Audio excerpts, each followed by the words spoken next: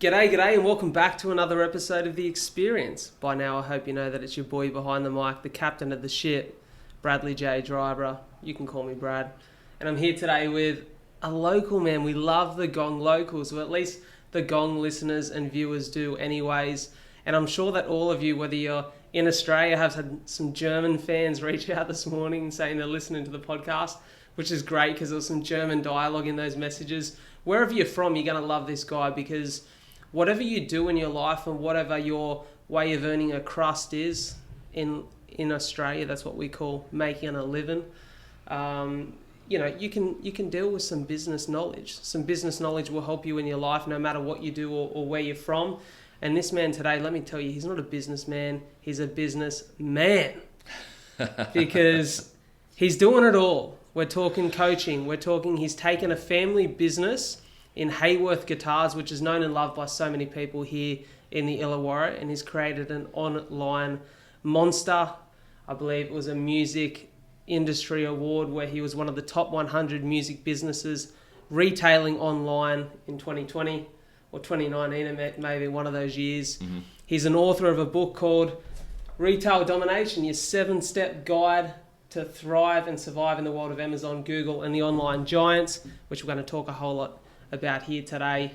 Ladies and gentlemen, from your home, your car, or wherever you are, give a very warm welcome to the one, the only, Mr. Glenn Hayworth. How are you, mate? Whoa, dude, I'm well. Thank you so much for that intro. Mate, it's well deserved. And as I said, we're sitting here today. This has been a little while in the making. We actually, funnily enough, I've moved into the studio more recently. I forgot to mention that to Glenn. Yeah, I did put it in the calendar invite, but I think there's a miscommunication. He was at my house, like, buzz me in, and I'm thinking, dude, you just walk into the studio. What's happening here? Man, I've been roaming the streets of Wollongong trying to find this man all morning, and I've had people come out from the street and call my name. Well, like literally, I pulled up to your apartment. I'm like, buzz me in. I'm in the wrong place now. I'm going to the headquarters here, right? So on the way, this young guy, you got to admire the hustle of this guy. I'm walking down the street trying to find this place, and I just hear this, Glenn Hayworth, and I'm looking in the buildings. I'm looking all over. I couldn't find this guy. He's chasing me down the street, like he's running up from behind, and he's really well dressed and stuff. I'm like, oh, how you going, mate? And he's like, yeah, you probably don't know me. I follow you on Instagram. I know who you are. I've got this. He's a personal development coach, and he's got a digital currency, like a cryptocurrency, for small to medium business owners, right? And so he gave me the whole pitch and everything. I was like, man, you're pitching me on the street, like Thursday morning. Like, I love this. So we got a selfie, and I heard a bit about his story. But I love that kind of hustle, and we talked about it before we went on air about the balls to just like call someone out in the street, chase them down, and say, I've got something for you, So I love that, and I'm really glad that we made this happen because I'm excited to talk to you because I've been looking up, your stuff, finding out more about your story. I think you've got an inspiring story, and I think we need more stuff like this, particularly here in Wollongong and the South Coast where I'm born and raised, where there's not a lot of this stuff going on. I'd love there to be more of this, and I really want to encourage and support what you're doing. I think it's fantastic. So I really appreciate that. Thanks for the kind words. And, as they say, when you come to the experience, you get the experience. And like you said, you've had it on the way just to the studio here. And I hope that your time sitting behind the mic is enjoyable as well. And there's so much I want to dive into, so much that I think is going to be really fundamentally important for business owners, maybe aspiring entrepreneurs, I should say, and the people who feel like they just lack a little bit of direction. And I guess that's what your book's about as well. But first I want to dive a little bit into your story. And I know that's something you're big on, sharing story. And, it's funny because as I was going back through your Instagram yesterday, I was looking for a good picture to share just to announce that you're coming in here today. And I seen a picture of you and, mate, the GOAT, Gary Vee. And that man is someone that I really enjoy his content. I enjoy watching and listening to his stuff. And he talks a lot about story. I speak a lot about story. It's something I'm very passionate about. And I can see that a lot of what you do is about sharing that too. So why don't we kick it off with your foundation in a business and how this Yeah. is all, I guess, transformed over time. So I'll tell you a bit about where it all started. So, look, business coaching is what I do now, yes, but a lot of it is mindset. A lot of it is things that I've have drawn from my own journey and my own struggles with, anxiety, imposter syndrome, things like that I've had to, I guess, like deal with, and also the lessons that I learned from that, and also learning from guys like Gary Vee, Tony Robbins, DeMartini, all those guys over the years, because my story started when I was 19. Really, like I faced what was really a traumatic experience. Something happened to a friend of mine who, at the time I was the only one with him, and I was a young guy, and we had to rush him to hospital, and it really shook me up, that whole experience, because I thought, something bad was really going to happen to him. I thought, my friend was going to die in front of me, right? And it really shook me up. That experience led to me going through, panic attacks after that event for months afterwards, and me being in a really dark place mentally, right? And the only way I could start to deal with that was to talk about it with someone. So I actually booked in. I was actually at university, Wollongong Uni at the time, studying marketing, and I booked in to see a counsellor. Talked it out with him, and basically he hit the nail on the head for me. I was terrified to talk about it with someone because I thought this was my own issue, and that someone was going to tell me that I was crazy, right? There was something wrong with me. We need to put you on medication or put you in a mental institution, right? There's something wrong with you, right? So I was terrified to talk about it, but when I finally talked about it with someone, he really normalized it for me. And he said, look, you're experiencing some, maybe some post-traumatic stress from what's happened. You've experienced a lot of anxiety. And I'm not here to say poor me or anything like that, but this is just relevant to the story of what led me to what we're doing now, right? With Haworth Guitars and with the coaching space, right? So going to see him over a period of 6 to 12 months helped me get through that challenge and really start to learn more about the way the mind works and the way human behavior works. Like me personally, and then it really drove me to learn more about it from other people. So I started going to Tony Robbins conferences. I followed him. I went to San Diego. I went to his resort in Fiji. Wow. I went to Melbourne. I went to all over, going to every one of his conferences. I joined his leadership team. I'm on the crew, like on the leadership at these events. Eventually I did the DeMartini work. I went and studied life coaching, business coaching, hypnotherapy, timeline therapy, neuro-linguistic programming. I did all that, right? Wow. So this is back in, my early to mid 20s. And I learned so much about the personal development space and human behavior that there was a common element to it for me, and it was really about giving your mind something positive to focus on. And so I started learning about setting goals. And so at the time I was, my dad had started this business building guitars in our workshop in Kiama. In his workshop, he set up this workshop in our house in Kiama Downs. He was an industrial arts teacher at the time. He was teaching woodwork, metalwork, electronics engineering at St. Joey's in Albion Park. Yep. And so he set up this kind of little workshop where it's just a side hustle for him. And he's listening to this guy, Tony Robbins, on cassette tape. And I'm like, who is this American Yankee guy he's listening to all the time? But I would work after school, and I was 14, 15 at the time. I'd work after school, repairing guitars, restringing guitars with him in the workshop, cleaning up, that sort of thing, earning a bit of extra pocket money with him. And he was listening to this guy, and him listening to Tony Robbins stuff gave him the drive to go all in that business in Haworth Guitars, right? Powerful stuff. Yeah, dude. So he risked leaving a secure teaching job with two kids at the time to dive all into the business. So that inspired me a lot to see him do that, but it also, and my mum as well, had to sacrifice as well. And it was both of them working in the business in the early days, and me. And we had this little setup in our garage and in our workshop at home in Kiama Downs. That's what it was. He left this secure teaching job to just go all in building and repairing guitars. And there's not Bezos, Amazon out of the garage. It kind of was, yeah. It kind of was, and look, there's not a lot of money in building guitars. If anyone's ever tried to build a guitar and sell it, it's really hard to charge what your time is worth, because it takes a lot of hours to build a guitar from scratch, right? So that led him to want to get a few brands on board and go more into retail. So bringing it back to, I guess, to my journey with it as well, is I came into the business just like I was studying marketing at the time at uni. We'd opened up a small shop in Kiama Downs at the time, and I saw my parents like working their guts out in this business. It relied wholly and solely on them, right? They were, my dad especially. Everyone wanted to come in and see Phil. I would work in there on Fridays and Saturdays and on the weekends and that in the business, and it was always kind of the question, Glenn, are you going to take over the family business? And it terrified me, the thought of that, because I really didn't want to be, I guess, chained to something my whole life. Like, what am I going to be? Big commitments. Yeah, it was a massive commitment, and it was also like, it just scared me, the fact that I could just be living this life of just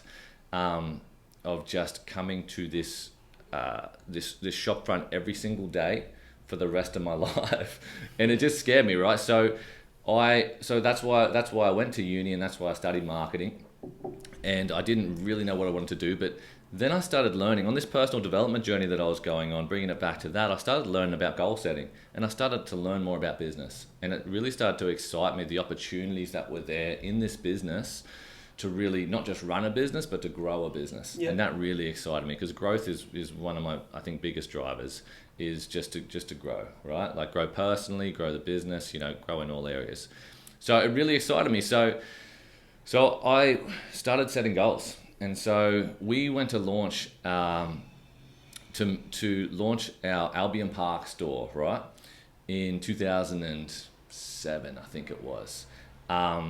And I was like, let me set a goal here. Let's really do something here. This is when had finished uni and I was all in the business at this stage. Let me set a goal here. Let's generate some interest. I got inspired by Richard Branson's stuff, how he just does big press releases, big kind of events to launch his new part of his business. So I said, I want to set a world record. Let's get the media involved. Let's get some free publicity. So I set a goal to restring the most amount of guitars in an hour, right, that I could possibly do. So I contacted Guinness World Records, found out I had to restring more than 30 guitars in 1 hour, which is like one every 2 minutes, replacing the old strings, putting new strings on, tuning every string. I had to have witnesses there and everything else. So long story short, we did the event. We got some amazing publicity, and I learnt the power of setting goals, right? To set a goal and say, here's what I want to achieve in 6 months, in 12 months time. Here's the actions I want to take to do it. So when it came time for me to take on the business, and by the way, that's a story in itself of how, I would go to these different seminars and different workshops and learn all about business. And I came back from one. I was a Tony Robbins Business Mastery in Melbourne one year, and I knew my dad was ready to step back and ready to work his way out of the business. I just was terrified in taking it on, right? Because I didn't want to just do the same thing the whole rest of my life, right? But when I got excited about learning about business and learning how to grow it, that's when I decided, okay, look, I can do this. And I come up with a 5-year plan, presented it to my dad and my mum at the time, and I said, here's how I can finance you guys out of the business so that you're happy, so that I'm committing, I'm coming up with a figure that's I'm going to have to pay you guys to buy you out, and then I'll be going into the business. And we had to negotiate on that, but over a short period of time, we worked it out, and I became the owner of the business. And I was still in my 20s at the time, right? So here I am with this business, and I'm like, okay, well, I don't want to be like the guy that everyone has to see all the time, because I'm forever going to be like stuck in that position, right? I'm not going to have the freedom and be able to grow this business if I have to be the guy that everyone sees, right? And love my mum and dad, but my dad was really like, dude, Glenn, you have to be the guy everyone sees. It's Haworth Guitars. You're Glenn Hayworth. Everyone's going to want to see you. Suppliers have to see you. Customers have to see you. You have to be there on the shop floor all the time. And I was like, Dad, I love you, but I'm not going to do that.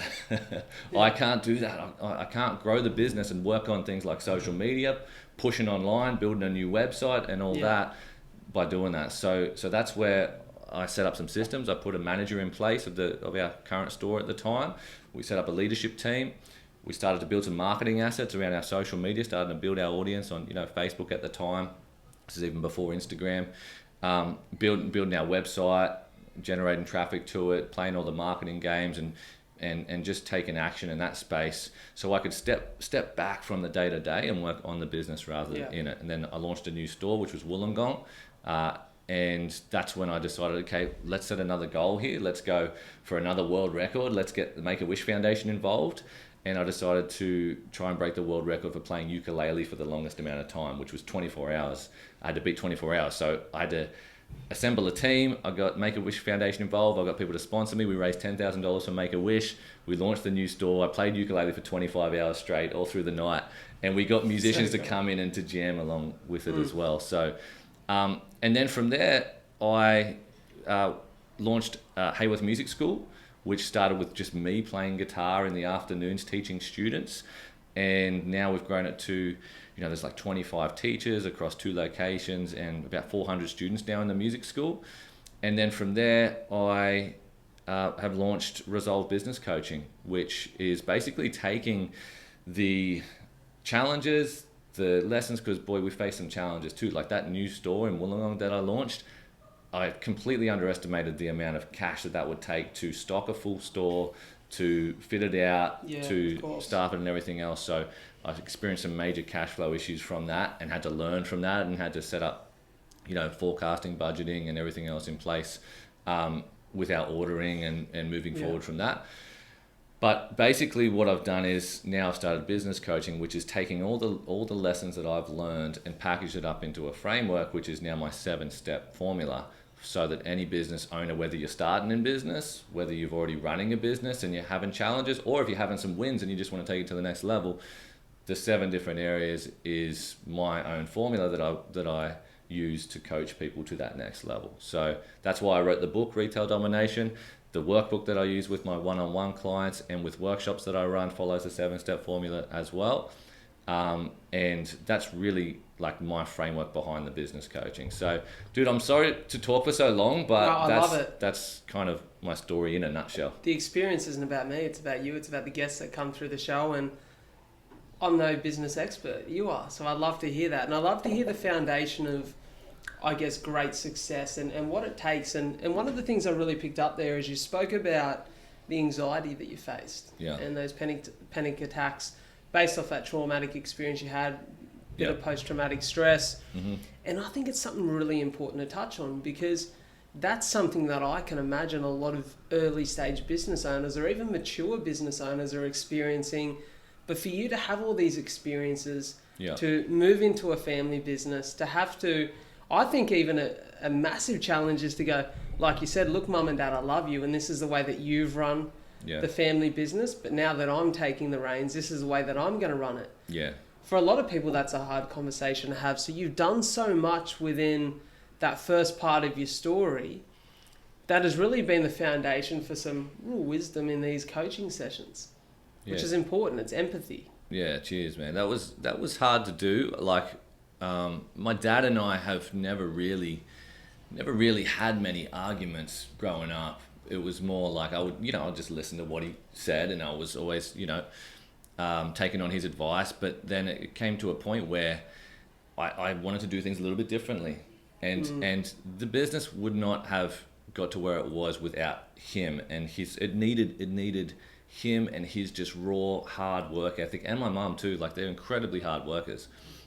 Got so much respect for them and the sacrifice they made to start the business. So it wasn't about that. It wasn't about, I didn't appreciate what they had done, but it was like to do it my way and to, I guess, do it in the way that was going to fulfill me and make it sustainable for me. Because that was the thing, is I could go in and I could run it like that and I could be the only guy, but dude, I would burn out after like a couple of years. I'd be jaded. I'd be like, I don't want to come in and do this anymore.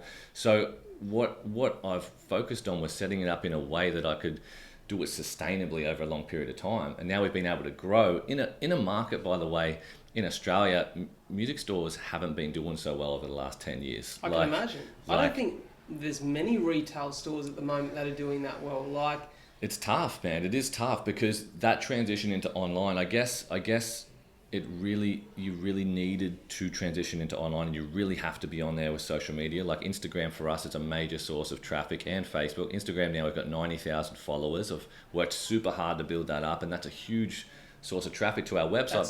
But then our website has to be ranking in Google. We're running Google ads where it has to be optimized for search engine rankings. It also has to be optimized for conversion. There's a big monster to retail now. It's not just open up a store and customers are going to come in. It's like you have to be across, know a little bit about a lot. You have to be across online, the whole world of online, social media, how the website's converting, how you're getting seen. Are you building community-based events? Are you building an offline community and an online community? Are you building a customer database? Are you doing email marketing? How is that set up? There's so much to it now that I think that it just requires a whole new level of skill now. One story that really comes to mind for me is I recently listened to a podcast with, I can't remember the gent's name, one of the founders of Netflix. Mm-hmm. And he spoke about their sort of battle with Blockbuster. Yeah. And it kind of, for me, I guess I'm seeing similarities here where you've got a retail business that has done well, has built foundations, has had foundations to expand beyond one store. And, Blockbuster, we're talking multi, stores around the world, like an international business. Yeah. That we all love entertainment. But then all of a sudden, the digital world becomes present. Yes. It's easier for people to utilize online services. Yep. And I remember him talking about Netflix going to Blockbuster to hopefully combine and handle the online side of their business. Yes. But they laughed them out of the room. Yeah, And, we look at it now and I think there's one Blockbuster store left in the world. Yep. And Netflix is I guess it's the staple of a living room around the globe today. Yeah. So I hear that and I go, firstly, a few questions for you. Mm-hmm. The beginnings of that digital side, how much potential did you see? Yeah. But then also, once you see and realise and understand the potential and the return on investment, what is then the reason for, say, keeping the foundations on the ground, the retail stores? Yeah, it's a good point. I think, me and my dad still talk about this stuff. He's still really quite current in keeping up with things, and me and him still talk, and he's a great mentor of mine still, We've been talking about the fact that, there is obviously the online game is where you need to be, but also there is still great benefit in the physical brick and mortar stores. People, especially for guitars, people want to try and people want to feel and people want security and trust to know they can bring their guitar back somewhere. Yeah. If there's an issue, if they need some TLC, if they need some servicing and that sort of thing. So there's still, for us, I feel like we found a pretty good balance. Like most of our business is done probably online now, like the majority, but we still have our physical stores are still quite busy, and we still have quite a lot of foot traffic coming in, and a lot of that is due to the online marketing that we do, but people still do like to come into stores. And actually bringing it back to the Blockbuster, I miss going into video stores.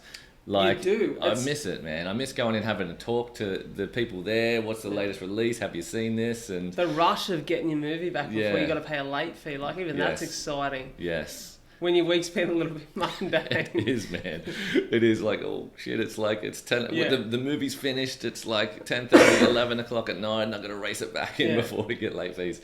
Yeah. So, I miss that, and I think I don't know if there'll always be an element of that, but I think at the moment there's still that element. There's still that element of people still like the physical presence. And to be honest, we wouldn't be able to keep the brands that we have, Fender, Gibson, Ibanez, Cole Clark, the wholesalers that we deal with won't just stock online brands. Okay.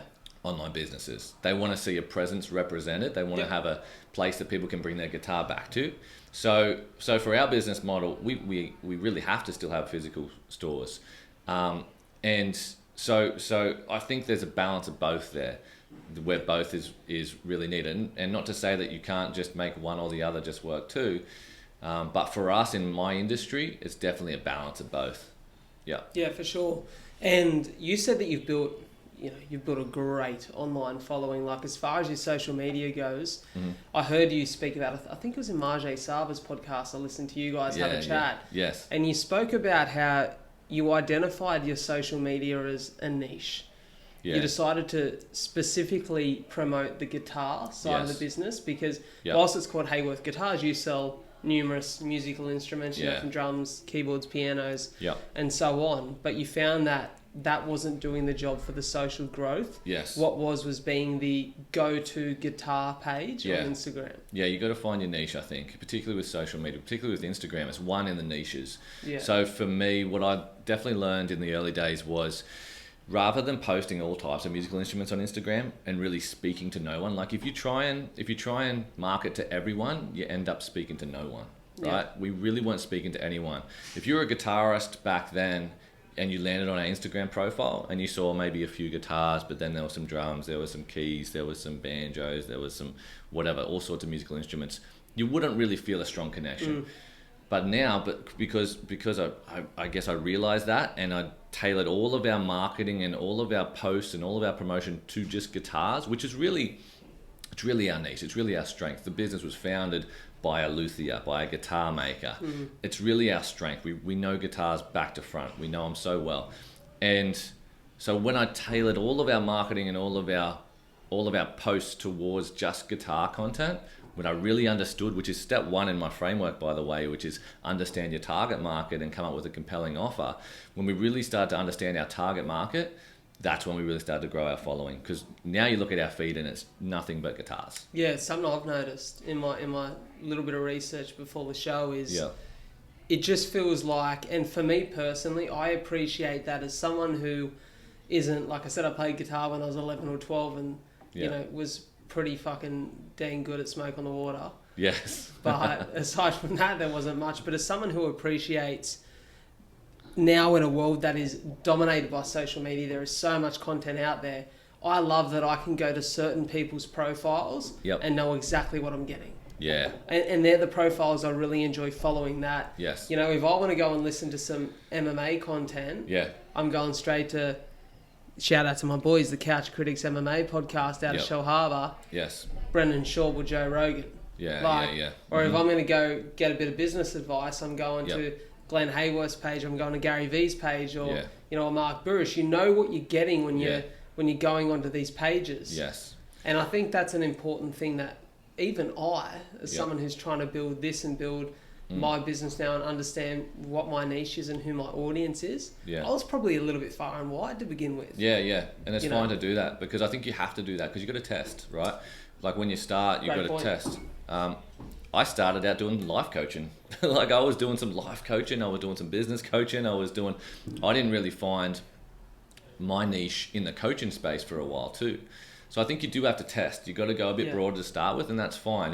If you niche too early, you might miss your niche. Like you might pick the wrong one, right? So go a bit broad to start with. I think that's fine. And then you start to find your groove. You start to find your strengths. Yeah. And when you really know your strengths, when you can really talk about something, like in your space, for example, when you can talk about something and it's effortless and it's a real strong point for you and you stay in your lane, as Gary Vee says, that's where the power is. That's your niche right there, you know. And I notice that too behind the mic. Like there's certain things that for me, I'd like to think I've developed some skills as a host now where no matter who I've got, I can control the conversation. Yes. But I was having this chat with my mate Jared this morning sometimes I can fool myself because I feel like I can talk for days. Like I can chew the ear off anyone. Yeah.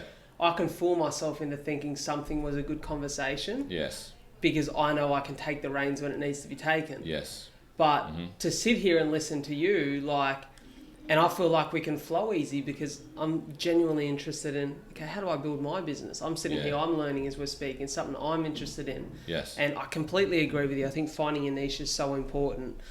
Yes. Let's talk about this book because I think this is really important. Yep. I feel as someone, like I said just before, who's trying to build a business and build a platform himself. And I know I've got plenty of mates who are building businesses and interested in side hustles or becoming entrepreneurs. Yep. It's kind of hard to find one place to go to that caters to all the needs, caters to, like you said, the framework. Yes. As to how to be successful, what steps to take. Yep. And understanding almost what order to take them in. Okay. And I really like what you've done here because I feel like this is it's the handbook. It's the it's the Bible for business calls. It is. I know it's called Retail Domination, but really, you know, I think reading the book, if you aren't in retail, if you're not in the physical product space, I think you'll still see a lot of benefit to it. But because I coach all sorts of business owners, I do a lot of one-on-one coaching now, not just retailers. I coach tradies. I coach people in the client service space, psychologists, you know, all types of business owners. The 7-step framework is like this, right? First of all, even before we get into that, I'm really big on just finding out your goals, like where you want to go. Ultimately, we have to start with what's your vision? What does success look like to you? Yep. So, and then go on long term, like 5 to 7 years is what I call long term, right? 5 to 7 year vision of ultimately what success looks like to you. Because if I don't know that, I'm not going to give you advice on your business, because maybe your business, maybe you don't want to make more money. Maybe you just want to set it up in a way that provides more freedom for you, right? Ultimately. So I need to find out your vision. So we start with your vision. Ultimately, where do you want to go? And this is for business, or this is for life too. Like if I was coaching someone not even in a business who just wants to get their shit together, so to speak, or wants some direction, wants to get clear, I would start with, okay, where do you want to go? What does success look like to you? If you're not clear on that, don't even worry about taking action yet. Like first, let's get clear on where you want to go, or what does success look like to you. And that can be difficult for someone to connect with it at first. If we're caught up in the day-to-day, if we're in a stressed environment, it's hard to get back to the heart and to that creative space. So sometimes you need to take a day off, you need to take a few hours off, you need to take a breather and just sit with yourself and just really think and get clear on where do you ultimately want to be. Yeah. So ultimately it's starting with that. Then I like to chunk it down to a shorter time frame, because the vision is really about the why, like where you want to go and why, and not about the how. What can stop us from setting a compelling vision is we get caught up in thinking about the how too early. We start thinking, well, how am I going to get there though? I really want to be here, but no, I can't get there in that period of time. Well, I don't care about the how yet. Don't even worry about that. Just anything is possible. What does success look like to you, right? And then when we chunk it down to a shorter time frame, we can work on the how we're going to get there, because then it's more manageable. It's a bite-sized chunk. I chunk it down to 90-day goals, right? So we chunk that vision down to 12-month goals, then to 90-day goals, and then we work out the actions that we need to take around those 90-day goals, right? Can I interject? Yeah. I really like that, because I had a conversation just last week with someone about how quickly time seems to tick over at the moment, and for me personally, sometimes with the blinkers on, I can get 3 months or 90 days ahead and go, oh shit, how did I get here? Yes. What's happened? How much have I actually effectively achieved in that time? So I like how you've broken it down into those 90-day chunks, because I think if it's a 12-month chunk, you can kind of get 6 months in and realise you haven't done any work to actually get there. Exactly. There's no urgency, right? Yeah. But 90 days is enough urgency to think, okay, well, I've only got 90 days to get this done. We need to take action now. We can't muck around here, right? But those 90 days are going to lead to that long-term vision, right? So starting with the goals is important. Then what we look at doing is going into the 7 different areas, and we don't have to tackle all these at once. Like my job as a coach isn't to overwhelm my clients. It's just to figure out which areas need the most attention right now to get us towards that vision, right? So it starts with, okay, do you really understand your target market, and do you have a compelling offer for your target market, right? So who is your target market, and understanding their needs. Like, who's your ideal customer, essentially? Like, I'll give you an example. In our guitar business, our ideal customer is a guy called John. He's in his mid-60s. He's worked hard his whole life. He loves treating himself to nice guitars, loves good quality instruments, right? And is in every week looking for that new instrument. That to us is just like, that's just effortless for us to deal with John, right? He knows what he wants, right? He loves good quality guitars. And so we really understand John, and we really understand his needs, right? And if we really understand his needs and his frustrations, what frustrates him, what's his pain points, then we can come up with a compelling offer for him, right? Then we can really speak to him with our messaging on social media, with our messaging on our website, and with our offers that we have in the store. Like, I know guys like John don't want to just buy a nice guitar and not get looked after they get the guitar. They don't want to take it home and have it play terribly. They don't want to take it home and have the neck move, which can happen on guitars, and not be looked after with after sales service. So we have two free guitar services that we offer for every guitar sold, especially specifically for guys like John, because they want that after sales service. They want to come and know they're getting looked after afterwards. So we can craft our offer around our target market once you really understand who our customers are, right? So it's knowing that. Then step 2 is figuring out your online foundation. So it's important in 2021, that's where it's one, is online, right? So making sure that you've got a good social media presence. Do you have that? Now we understand who your target market is. We can understand the messaging that you need to put out there on your socials to build an audience. On your website, how's your website set up? Is it optimized for conversion? What's the goal of the website? Is it to build your email list? Is it to sell product? Is it to get inquiries? And is that is that set up on your website? Is there trust signals and social proof on your website? You know, those kind of fundamental things to increase that conversion is really important. So we look at the online foundation and see where we need work there. That social media is quite a strong point for me. So, you know, I love diving into that, particularly Instagram. You know, that's a no-brainer for a lot of businesses to be on Instagram. And your brand is so visual, isn't it? Yeah, it's a visual thing, right? And also people want to hear the guitars too. So Instagram's great for that. Then third is how are you going to generate leads, right? Now we've got the foundation set up. Now we understand who your market is. You've got the offers there. So how are we going to generate leads? Are there some paid marketing opportunities that out there for you at the moment in terms of, you know, Google ads, in terms of Facebook ads, and, you know, in terms of PR and leveraging the media to bring in new customers. Then what does your sales process look like? I teach a 5-step sales process. Starts with building rapport with your customer, identifying their needs, what they're looking for, matching what they're looking for with your product or service, demonstrating the value, and then asking how they like to proceed. It's quite a simple 5-step sales process. Then building your community, an offline community, an online community around your brand, building your customer database, because that's where the real value is, when you can build your audience, where you can build your customer database, not just on your social media, but actually like an email list, you know, a text list that you can, you know, nurture over time. Cash flow in the business is a really important one. I learned some hard lessons in that with, you know, growing and launching new stores and put myself under a lot of pressure there. So I learned cash flow, particularly with physical products. It's really important to know what products give you the best return. Yeah. Like I could buy any type of guitar, right? But I want to focus on guitars that give either a really good margin or really good stock turns, like they turn fast, right? Ideally, we want both. So it's really important to understand that in the physical product game as well. And then systems and procedures in the business, and really that's where the freedom is. So setting up the business in a way where we take those things that you're doing, which aren't priorities for you, things that you don't enjoy, things that aren't fulfilling like your top values, right? And we look at leveraging them to someone else, right? And look at who on your team can handle that, or if you're a solo operator, can we look at getting a VA? Can we look at getting some extra support for you in that space? Can we set up, you know, like make sure you're scheduling your time effectively in the business, establishing leadership, you know, teams in the business, and some key marketing assets in the business and procedures in the business, right? Yeah. That's really where freedom is, when we can start to like set systems and procedures in the business so that your customers and clients get a consistent result every time. Yeah. And so that your team can be trained in how to do that, so it's not just you having to deliver that, right? I want to touch on something there. You spoke about cash flow, and it's something that's been present in my mind, especially this past 2 months. So I left a relatively well-paying job with great securities to do this full time. Yeah. Now, I jumped the gun maybe just a touch without really thinking too much into my cash flow and my security of cash flow. Yeah. And I kind of had a taste of some cash coming in through sponsorship and thought, okay, time to jump.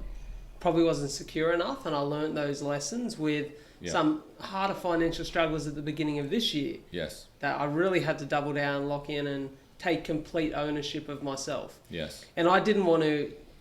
I'm blessed. I've got the best family in the world. Anyone listens to this pod, they know how much I adore my family. Yeah. Who are all like, we'll help you out, you know, to get through, because we can see what your vision is and where you're headed. Awesome. But I was like, but then that's like handing my Garmin to someone to go run my 20Ks for me tomorrow.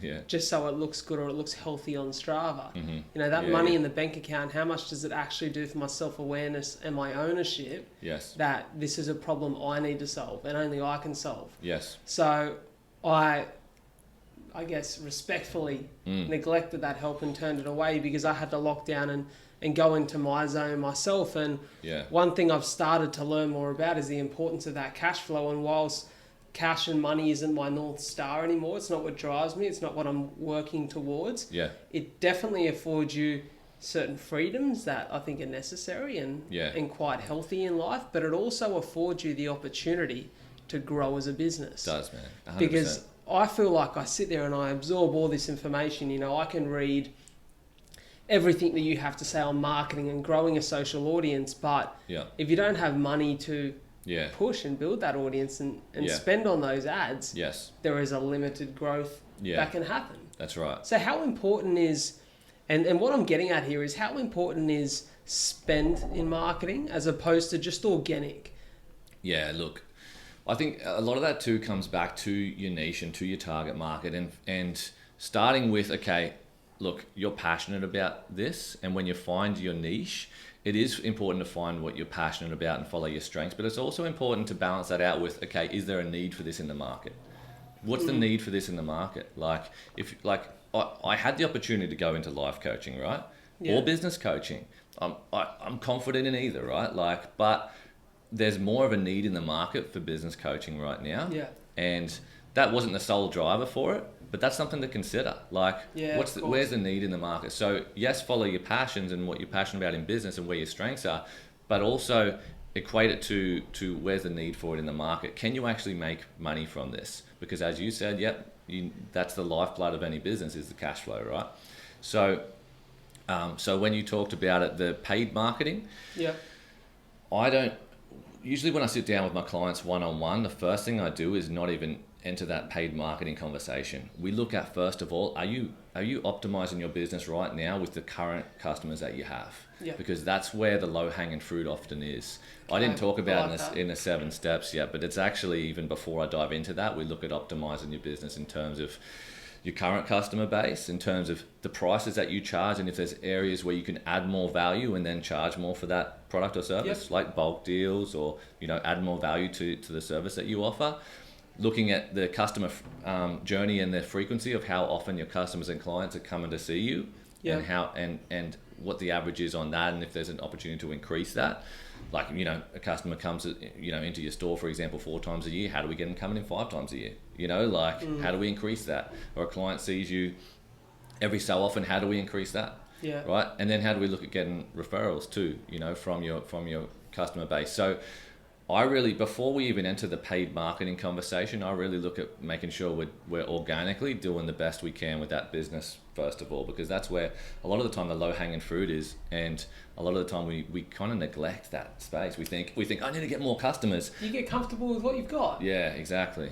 And we think I need to get more customers in, more leads in, whereas like if you just focused on the customers you already have and worked on providing more value, increasing the frequency they're coming to see you, increasing referrals, those 3 things multiply, together, and the results can be astronomical. It's funny because that's something that was a really present conversation in my last year of real estate, because in my last year of real estate, the market was changing slightly just before it's now gone gangbusters again. And my bosses who had been in it for, 20 years, 30, 40 years, they were great mentors to me in the real estate space, and I learned a lot from those guys. And I would sit down with them and we'd talk about, I'm a very energetic, outgoing character. So for me, it wasn't a huge difficulty to engage with new people and to win business.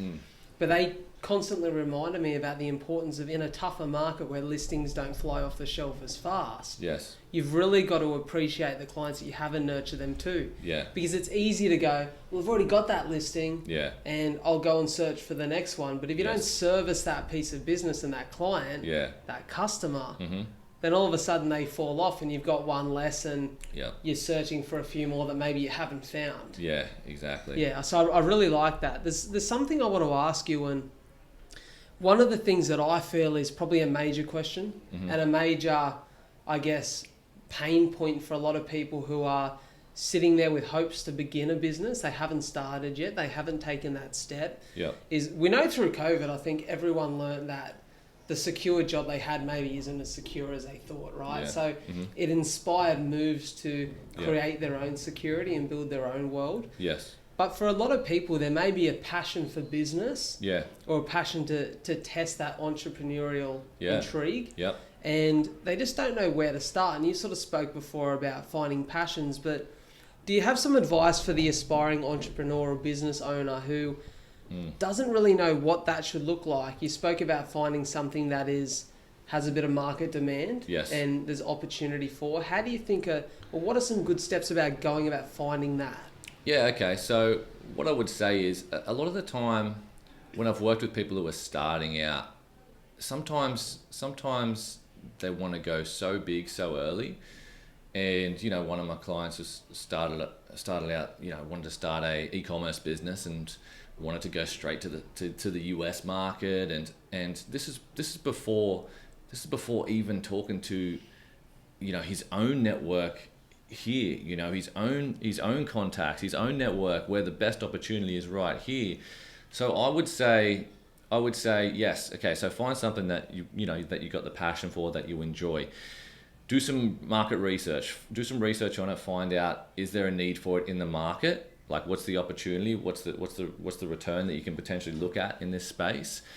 And then test it out. I would start to test it with the low-hanging fruit, which is your immediate network. I had a session with a client yesterday who's launching a pretty amazing event, and the dude's got 3,000 Facebook friends. I'm like, do all of your Facebook friends know about this? Because that's the kind of target market that we're looking at here is like his network, right? His contacts. Like, don't go out there and start big fancy marketing campaigns before you've exhausted all your resources with your current network. Yeah. Like, start there. Start where people know you. There's already trust. There's already that rapport there. Rather than trying to build that trust, and then like it's a long game that way. Whereas like there's an opportunity a lot of the time right within your own network. I started doing business coaching in Kiama, and a lot of people I talked to were just like, I don't think there's ever been a business coach in Kiama. Like, they were like, are you sure Kiama's the right spot for you to? I'm like, well, that's where I live. That's my community. That's where I'm getting people. Like, I'm doing things for Kiama Council, Kiama Tourism, South Coast Experiences, and a lot of local business owners too. Yeah. And I coach people internationally as well. Like, I'm not just limiting myself to that space. But for me, that was the no-brainer way forward, because that's where my community is. That's like I love Wollongong as well, but Kiama is where I'm born and raised. I went to school there. My wife's from there. Like, I like that. That's where our network is. So that for me was just a no-brainer. So sometimes we start too big too early, and we think I'm going for that vision right now. Well, let's walk it out. Okay, like, let's start with where the best opportunity is for you right now to get some wins right now. And that's an example of, I guess, me just leaning on that network that I already had to get this thing going, So, have you heard of a guy named Teague Egan? He is the founder of a company called Energy X. Right. So he found a way to extract greater percentages of lithium from old batteries. Mm-hmm. And because I think, I'll probably butcher the science of this, but when they put that through, like the old stuff through a filter, I think they were only able to extract something like 10 to 30% of the lithium. Yes. And a lot of it got lost in that extraction process. He found a way to do something like 70 or 90%. Yeah, wow. By the guy's not a scientist or an engineer of any sort. He's just a businessman, as we said before, who connected with the right scientists and engineers to do that. Yeah. So he created a company that basically, they get a lot of their lithium from Australia, and they sell it to companies like Tesla for their batteries. Wow. And I heard him on a podcast, and he was speaking about entrepreneurs, because I think he's in his 30s, so he's a relatively young guy to have such a large scale company. And he spoke about what he thinks is opportunities for people to create businesses in the modern world, and he spoke about finding a little exercise. He said, write down 5 things you're passionate about and 5 industries that you see future success in. And I really like that as an exercise, and because it touches on what you spoke about, their market demand and needs. What are necessities in the modern world, but also finding the things that you're happy to do the 16-hour grind every day on, or you're happy to work that Sunday. I had a podcast in here last Saturday. On Sunday I was like, I've got nothing planned today. I'm going to go in the studio and pump out some work because I love this. Totally. And that makes it really easy. 100%. Like, if I wanted to get into business coaching because I thought, I'm just going to do it for the money, I would have quit right at the start. Like, I'm passionate about this. I love talking to people about business. I love helping them break through those mental barriers and showing them what's possible and working on a plan with them and getting them inspired and jazzed to, to get up early and stay up late in their own business. Like, I love that. Like, I would do it for free. Yeah. So yeah, it's really important to find something that you're passionate about. You're not just chasing the money. So I think that's a really good point. Is finding where the opportunity is, and also where your passion is. That's a really big one for sure. Definitely. We haven't really touched on it, but obviously a passion for you, if you can string 30 guitars in an hour or more than 30 guitars in an hour, tune them, you can play the ukulele for 25. You obviously got a passion for music too. Like, where did that spawn from? Yeah, well, I mean, well, I was always in the school choir in primary school, and I guess I always kind of liked music. Always been moved by music, Always. Who's the go-to? Like, you're in the car on the way here. Oh man, like I was so in my teens I was listening to a lot of Hendrix, a lot of Stevie Ray Vaughan, a lot of that bluesy sort of stuff because I was learning guitar from my original guitar teacher Simon Dias out at Jamboree. Shout out to the OG. He's an amazing guitarist, amazing teacher who taught me a lot of those type of like AC/DC solos, and so that was the stuff I was listening to then. But I guess I kind of from there I really got into singing and started listening to more like acoustic kind of singer-songwriter stuff and really enjoyed singing because I was playing in my band at the time. I was playing like pop punk music, but I really loved singing. I really loved writing. I really loved writing catchy melodies and moving people that way. And then, I love Motown music, man. Like, I love that soulful kind of like... How good is music, though, that it can evoke so many emotions? Yes, absolutely. And, dude, I'm a sucker for pop music. Like, I'll probably cop a lot of flack for this from the guitarist community, but, man, I love pop music. I love like, listening to that, I don't even know who the girl is, but that Driver's License song, man. Like, that's the poppiest song. It's like a 14-year-old girl song, but it's moving, and like I love listening to that. I love listening to hip hop stuff. I love all types. I'm so similar to that. Like, I feel like as someone who's not very musically gifted, I'll say the one thing that I wish, if I could pick any talent in the world to have, it'd be singing. Yes. Because I just feel like if you're a singer, you can captivate a room easily. Like, you can demand the attention of a room, you can draw people in, you can inspire happiness, you can inspire thought. Yes. I tell you what, good Lord God, if I could sing, I'd be sending voice records to Margot Robbie's DMs 24/7.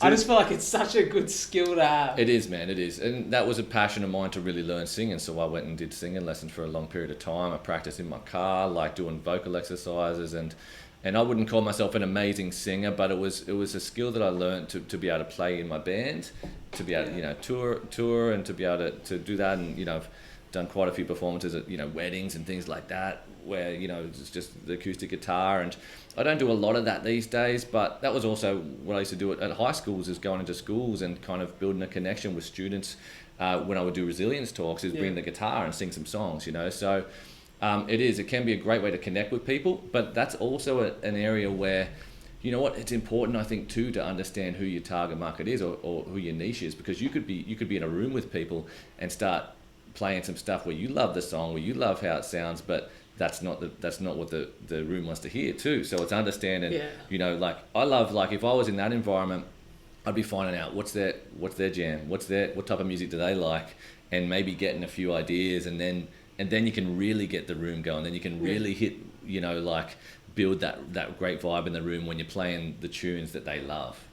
Well, it's like, I was sitting there last night and I was telling you off air before, my Uncle Tezel come by. Yeah. And we were sitting there with me and my dad and his partner, and they had Tom Jones on. Yes. The telly. And I can appreciate it, so it wouldn't be my go-to. Yeah. But I kind of enjoy listening to a bit of everything. Yeah. But it's definitely not my era. It's definitely not what my go-to would be. Where the minute if I threw someone like Drake on, or Dad's like, "What's this shit?" And I'm like, I reckon the older generation is so much more stubborn with music. Yeah. They kind of really live for what they grow up on. Yes. Where I feel like my generation is quite liquid with their choice of music. Yeah, I think. Yeah, that's a good point, man. I don't know. I think it's very individual, very personal. Some people are really open and just appreciate music in general. Some people are very rigid and just, no, I only like my style. I think it's important, if you are performing, that you do understand who you're playing for. Like if Target audience. Yeah, exactly. Like before I would play at a wedding, like I didn't do it, like, I wasn't doing weddings religiously, but I was like, every now and then I get a friend or someone asked me to do a wedding. So I'd find out what's their top 10. Like what's your bangers that you and your friends love listening to the most, and make sure I work to include them. Because you want people getting right into your stuff. Like, no matter where you are, if you've got an acoustic guitar, you're going to hear, play Wonderwall. Yeah. Well, that's it. And that's, I guess, where, like, for me, I like new challenges and growth and variety. And that's where I guess I don't do a lot of that performing now with music, because I enjoy it as like a bit of fun. I've got a 3-year-old boy who I play a bit of music for here and there, and maybe I'll do a friend's wedding here and there. But it's not something like, I guess I've done a lot of time with the band, and that was awesome for what it was when I was in my 20s, touring in the band, playing original music. But I guess I've focused more on now the business aspect, and it's more of just a fun thing I kind of do, for me and my family. I feel like it's funny what you said there, like you look for those challenges. I was speaking about that with Emma from Liam E here this morning. Well, just as I was getting our coffees made downstairs by the king himself, Jonas Sullivan. Shout out, Jonas. Shout out. Yeah, it was a nice Jonah, coffee. Thank you. The man. Yes. And Emma and I were chatting, and I was saying, she was just saying to me, like, how it's so cool that I get to do this for a living, and I was saying how blessed I feel to do this. Yeah. But I was saying I'm looking now for, like, I'm so comfortable behind the mic and in front of the camera in my studio in the HQ where it just, for me now, like, I don't have to think about, Glenn Hayworth's coming in today. Yeah.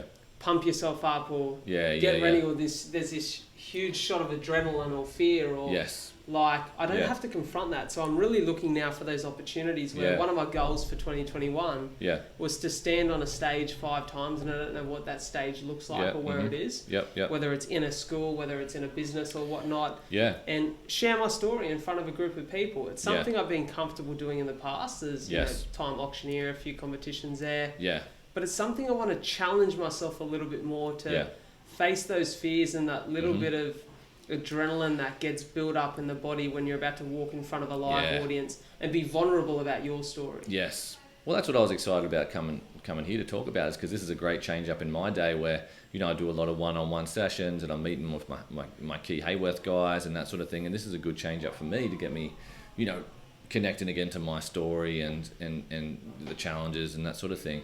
But I think for your stuff, man, I think it's a no-brainer for you to go into schools and do more school talks. Yeah, and it's something I'm passionate about. Is I don't know if you see much about the listeners know.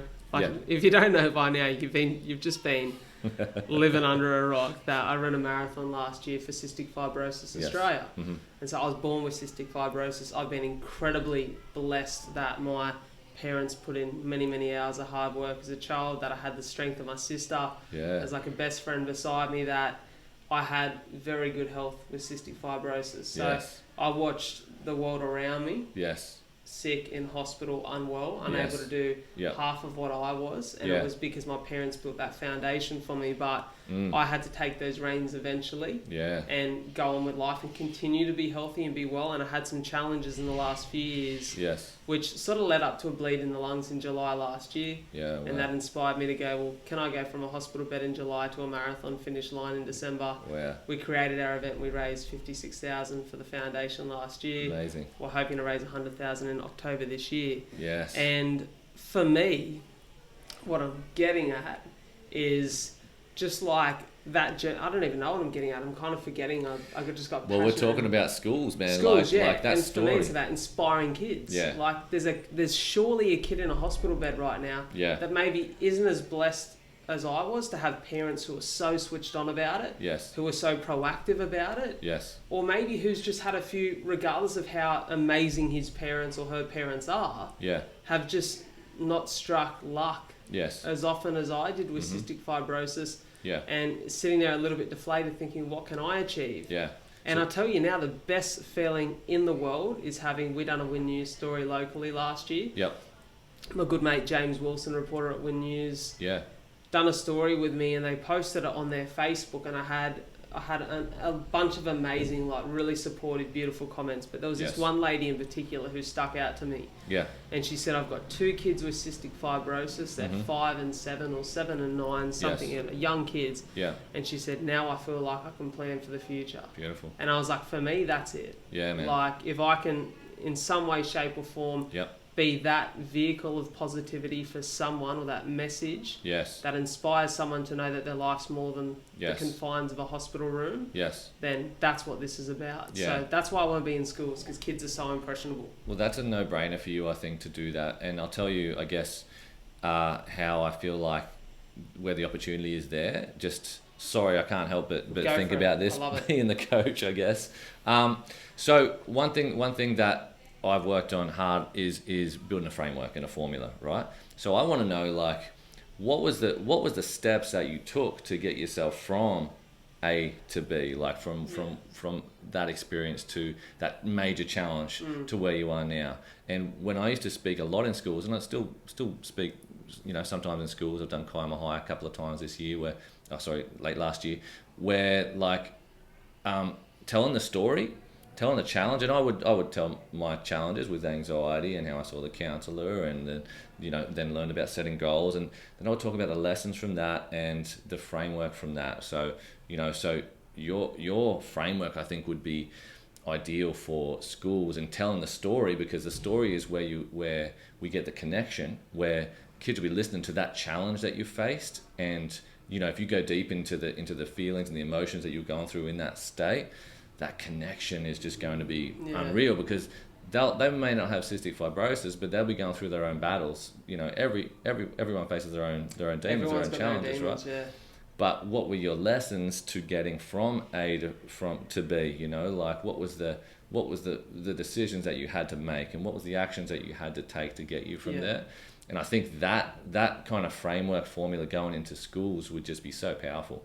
So I appreciate that, and it's something I'm super passionate about. And I guess my slogan through last year, through 2020, was purpose fuels progress. Yes. And I had the best year of my life, and it's because my purpose was so clear. Yes. And so, it's just something I'm really passionate about, and so excited for this year and the years beyond. I think life is just a great blessing. So yeah, man. if you've got, and I feel blessed to have CF. I say it all the time, and people go, what do you mean? Yes, like, surely you don't like having CF, but yes, maybe who I am. Like, totally. The challenge of that has, for me, taught me more about life than I believe that age or experience ever could, because that brush with your mortality, that understanding that all of the glitz and the glam and the, what someone down the street thinks of me, or what the listener on the other end of the podcast thinks, of course I want them to love what I do and be inspired by my journey. But if your intent's good, your nature's good, and your purpose is strong, then you just got to go about your life and do your business. That's it. And I think it's a great lesson, man, to see that you're grateful to go through that major challenge in your life,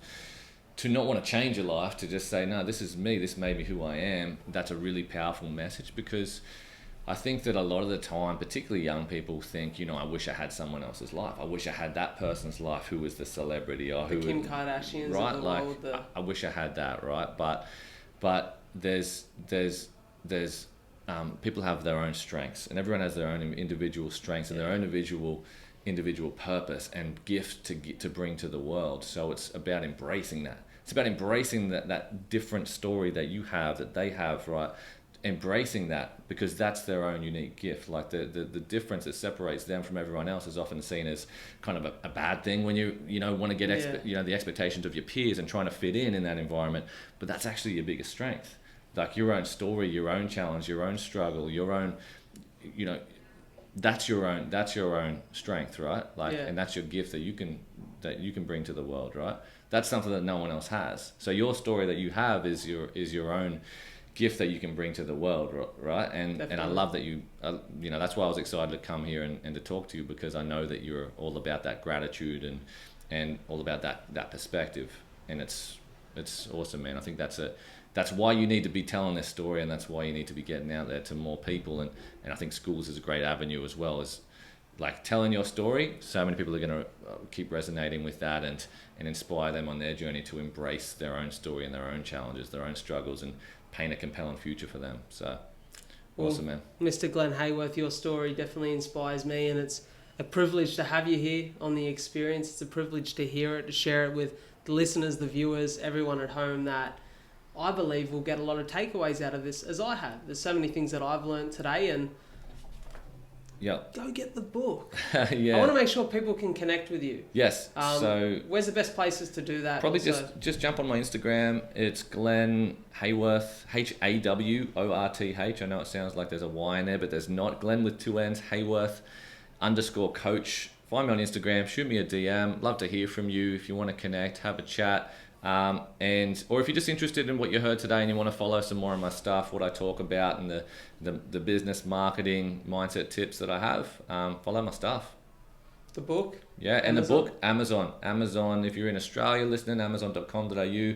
If you're in the US, just amazon.com. Look up Retail Domination, and grab yourself a copy.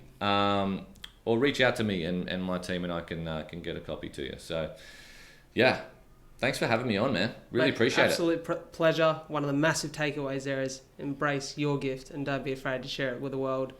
Yes. To all of the listeners and viewers, thank you so much for always tuning in. Don't forget, hit that subscribe. We love it when you subscribe. We love it when you leave those 5-star ratings, reviews on Apple Podcast app. You'd see that there's going to be some merch dropping soon. I'm pumped. I'm excited to share the word of the experience. And you know what? Like, you can't drop merch and put yourself on the high horse. You've got to take the piss out of yourself. So you'd see that first drop is the mum's the word drop. That's right. It's what my mum thinks of me. It's that quotation marks, great podcast, handsome host. And that's what we're all about. We're all about spreading that positivity, bit of love, and just getting the experience out there. Like Glenn said, with the power of story, if you can share it with the world, some great things can happen. So thank you so much for tuning in and viewing, listening as always, and take what you learned today and apply it to your life. That's what it's all about. Take care, guys. Bye-bye.